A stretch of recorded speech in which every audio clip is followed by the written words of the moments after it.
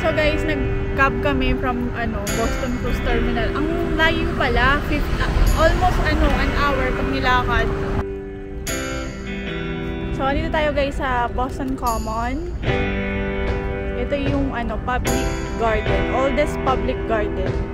So nahanap na rin natin guys yung start ng Freedom Tree. So dito na kami guys sa Massachusetts House. Parang nakatumbas sa kanila yung Parliament Building. Unang founder ng Boston. So, ang next natin guys, Old City Hall.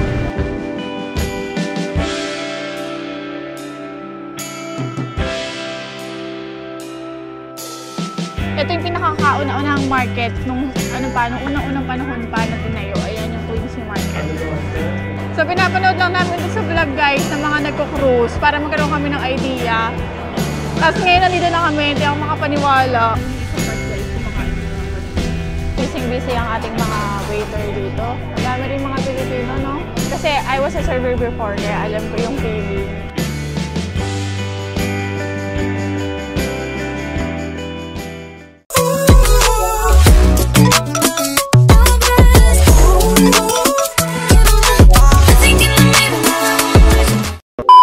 Good morning, guys! So, it's our day 4 na ng ating pagko-cruise. So, ngayon, naka-tender tayo sa Bar Harbor, Maine. Ito, nandito na tayo. September 2nd na today. Tapos, naka-anchor tayo sa area ng 55 West Street. Ewan ko kung saan naman yan. Hindi ko alam. So, kailangan, nandito na tayo bago alas 6. Kasi last water shuttle from the pier will be at 6 p.m. So, kasi, ang layo ng water shuttle sa tender ride is approximately 30 minutes each way. Oh, layo pala. So, tara na guys. At explore na natin ng Bar Harbor, Maine. Here, dito pa rin sa USA. Pero, kain muna tayo. Kain muna tayo guys. Kasi kukuha din tayo ng ticket para dun sa water shuttle. Ewan ko para saan yun, hindi naman kinuha nung... Siguro para lang iniwasan nila yung... oo, parang grouping. Okay, sige, tara.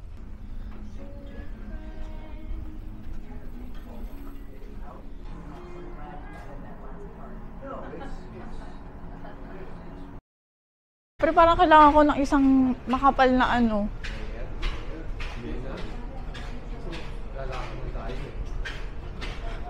malamig eh.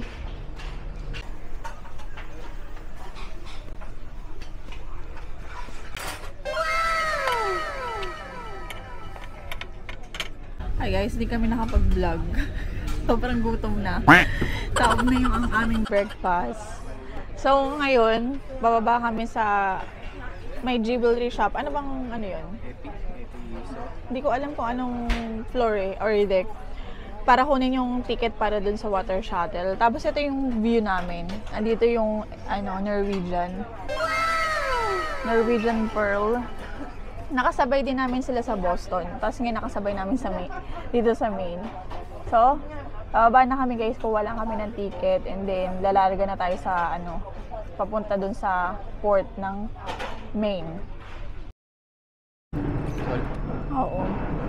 Madaming pagkain, nakaka-overwhelm eh. Gusto kong kainin lahat, kaso wala nang paglalagyan. Mami, magtawag ka na naman. Meron paksiw guys. Everyday, iba-ibang Filipino food. Kahapon, beef tapa. Noong unang araw namin, chicken adobo. Sarap. Wala pala sila, no, kapag May pa okay. Meanwhile, so nakakuha tayo ng ticket guys. Ito yung water shuttle ticket natin. Kasi by group yung pag tatawag or pagsakay ng mga guests para hindi nga naman maramihan ba or magulo. Organize sila. So 31 tayo. So hintayin na natin na matawag tayo. And then bababa tayo sa deck 4.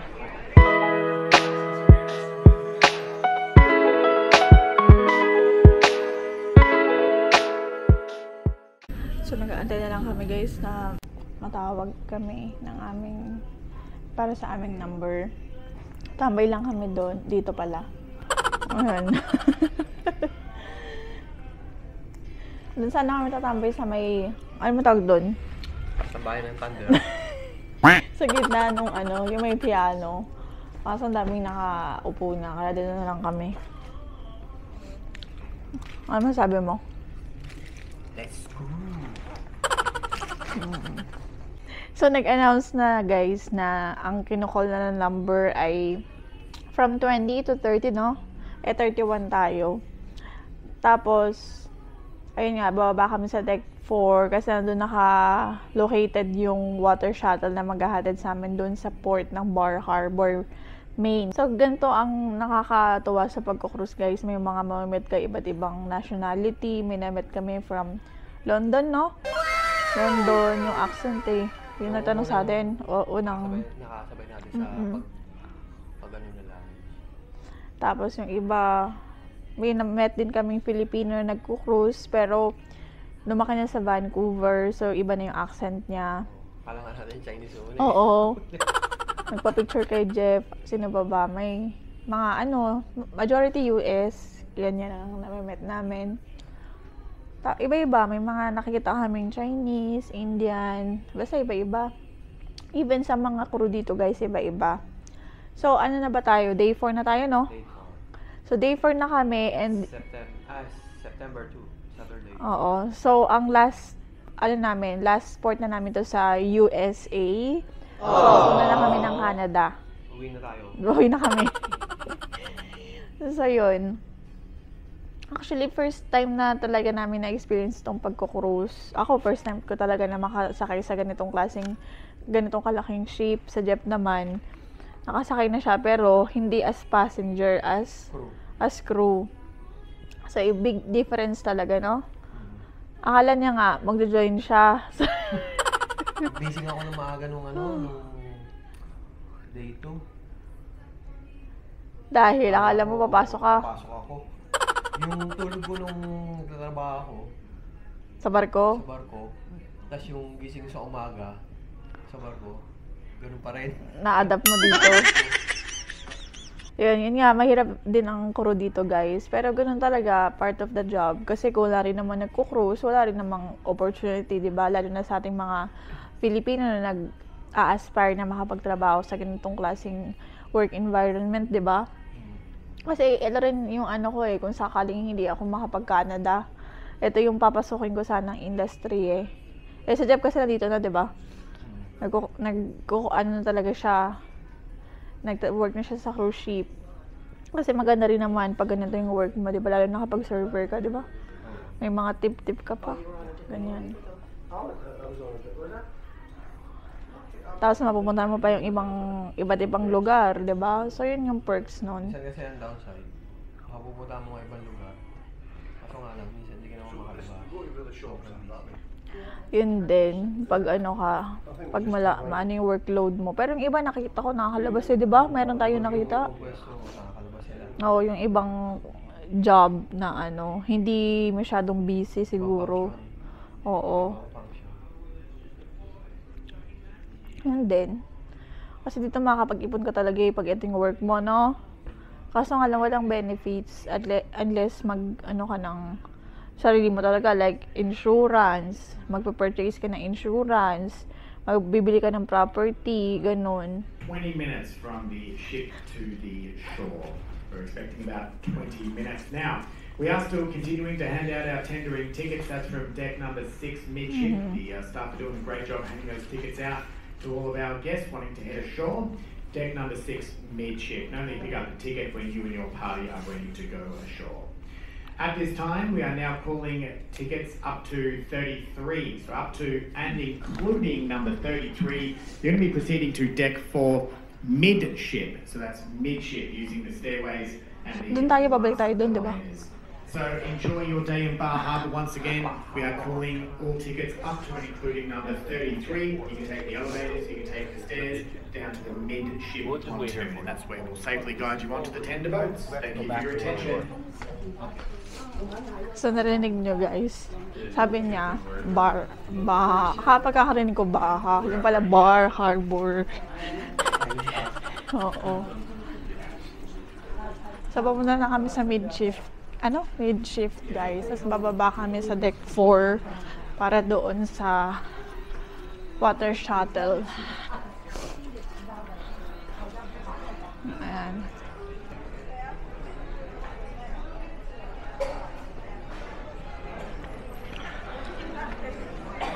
Bababa tayo, di ba?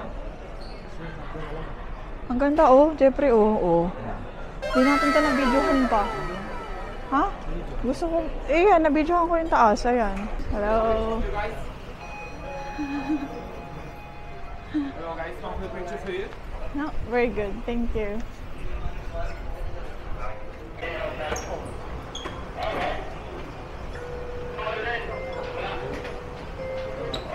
Hello po. Good morning.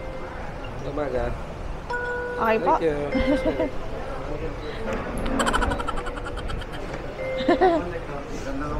Good morning po, sir.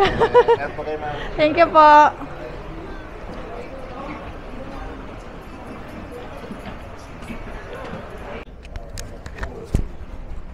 Okay, thanks.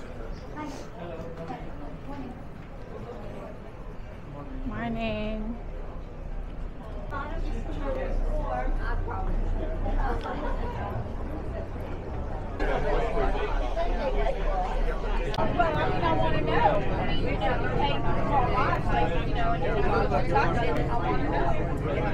Twenty minutes later. So, andito na tayo sa Bar Harbor main port. Maganda sana kung nandun tayo sa taas. Wala eh. Kaso puno na. Para na-videohan yung ano, pag alis. So, ito oh. August last later. Always trolley. Pwede tayo ng magnet mamaya pag uwi. Mamaya na.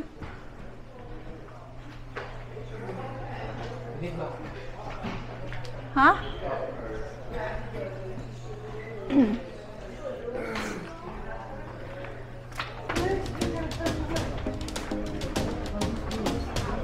Ikot-ikot na lang tayo dito.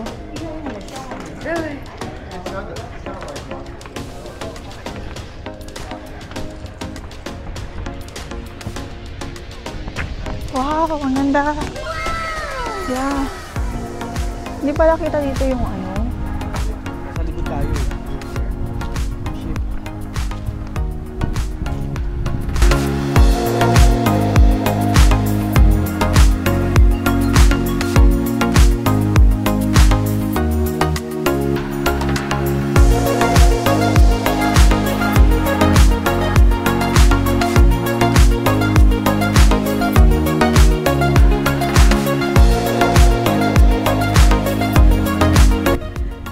I-explore na natin tong town na to. Sabi daw dun sa napanood namin dun sa Caribbean Princess na facts about the town. Sabi daw, bakasyonan daw to ng mga mayayaman kasi may mga sila, vacation houses dito sa Bar Harbor, Maine.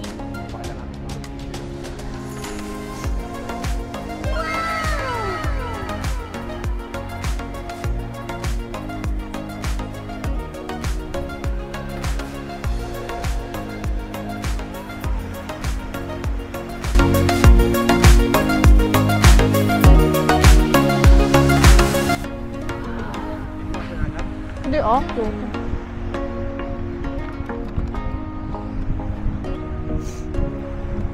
Tapos, akit tayo dito pag ganun. No? Picture lang tayo dun sa may... Anong tawag dyan sa ganyan?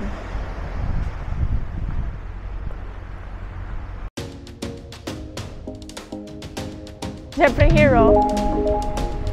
Ano pala to?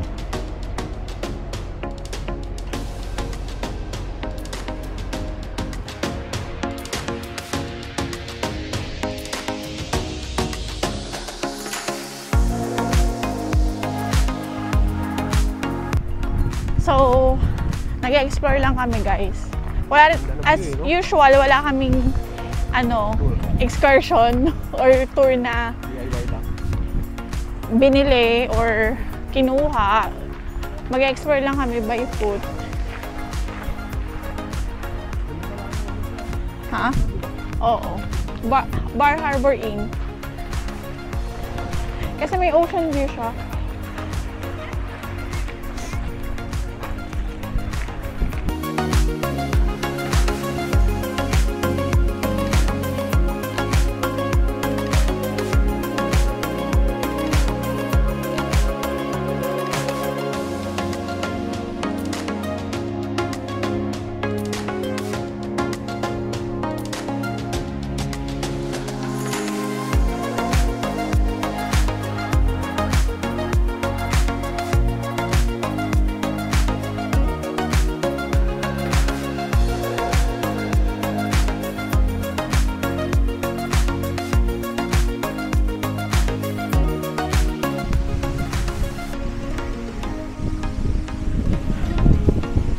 My God! Sosyal!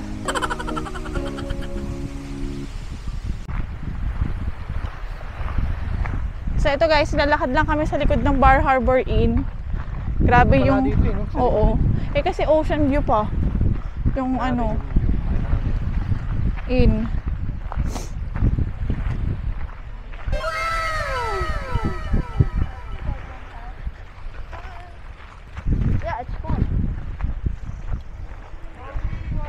Pwede kang bumaba dun sa baba. Kaso nakakatakot eh. Matarik. No?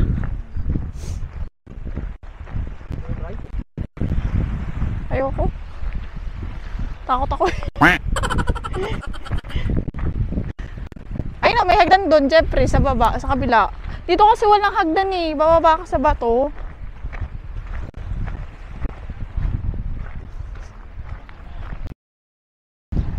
So, ayan, dito lang kami guys, nag-explore kami sa tabing dagat. Ganda ng view, no? Ang ganda nga eh. Kaso matarik yung bato, kaya nakakatakot. Basta mag-swimming? Mag-swimming ka, pwede naman, Jeffrey. Anywhere you go, you belong. Anywhere you say, anywhere.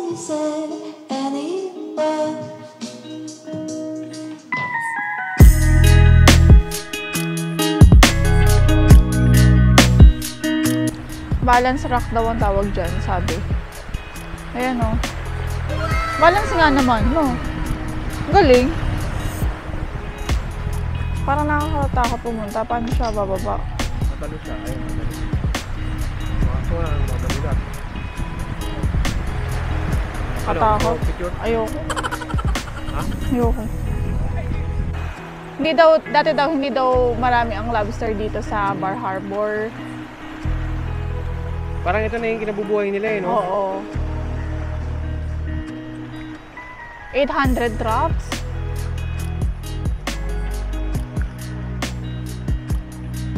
Ang galing, no? Oo. Pwede rin tayo dun sa dulo.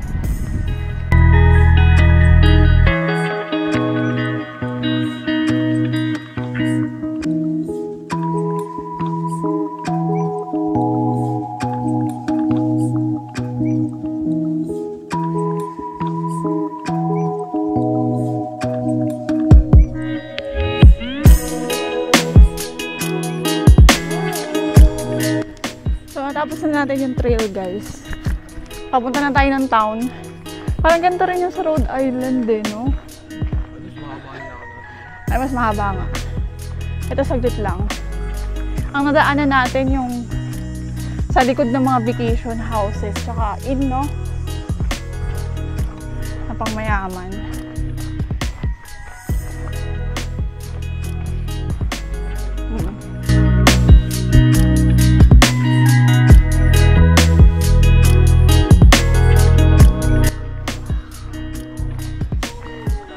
Shore path pala. Shore path? Footpath. Hanggang sa municipal, pier. yung ano niya. Since 1881 pa pala to. Yung Bar Harbor. Grabe no. Sobrang history para din sa ano, Boston.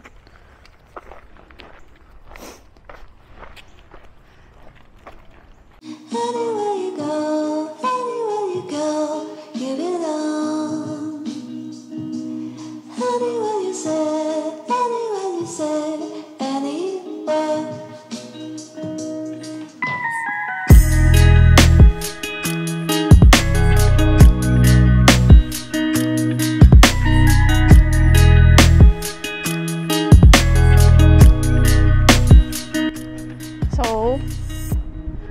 So, dito na tayo sa parang downtown nila guys. Kasi small town lang naman ito. So, saglit lang namin nilakad yung ano eh. Yung shore pass. Para ulit maraming makain. Oo. Ito na yung mga restaurant. Magkano gas nila?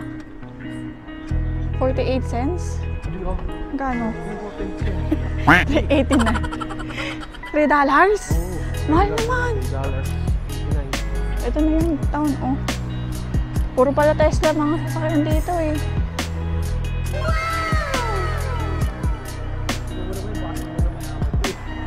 Kaya nga.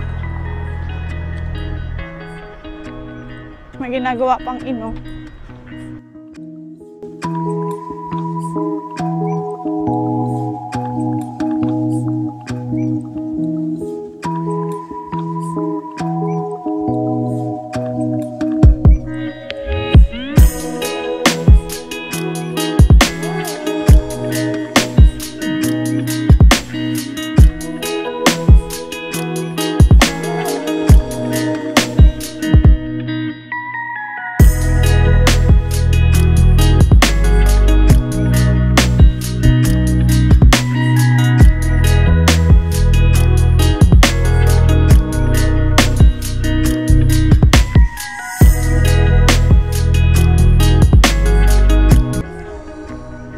Punong-puno pala ng tao.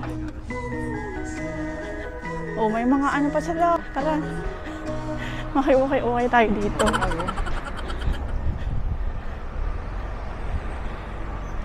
Baka mo naman ma-over luggage na tayo dyan.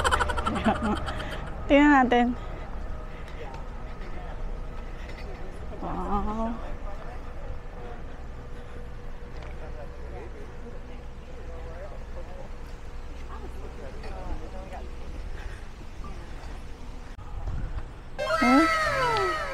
Oh.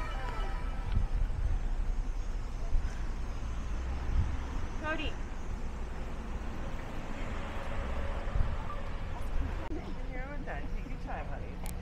DKNY. How much is it? $75. Just lots to look at. Gotta keep your options open.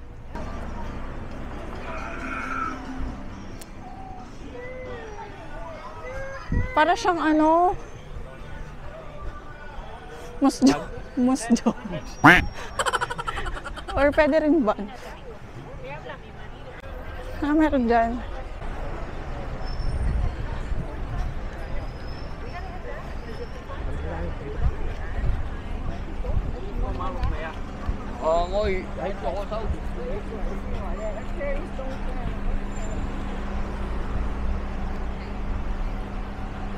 Craft fair today, sabi. Tingin tayo.